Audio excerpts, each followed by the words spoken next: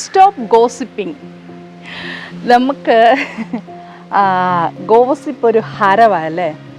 നമ്മുടെ കാര്യം നമുക്ക് കൂടുതൽ അറിയാൻ പറ്റിയില്ല എന്നുണ്ടെങ്കിൽ നമുക്ക് മറ്റുള്ള വ്യക്തികളെ കുറിച്ചിട്ടുള്ള കാര്യങ്ങൾ അറിയാനും കേൾക്കാനും ഇല്ല എന്നുണ്ടെങ്കിൽ ചില കാര്യങ്ങളൊക്കെ ഇങ്ങനെ ആർട്ടിഫിഷ്യലായിട്ട് മാനുഫാക്ചർ ചെയ്ത ആൾക്കാരിലേക്ക് കൊടുക്കാനും ഒക്കെ ഭയങ്കര ഇഷ്ടമാണ്.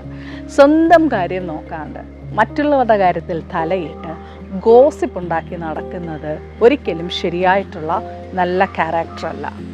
അങ്ങനെ ഒരു ക്യാരക്ടർ കൊണ്ട് നടക്കുന്ന വ്യക്തികളെ മനുഷ്യരുടെ ഗണത്തിൽ കൂട്ടാനും പറ്റത്തില്ല.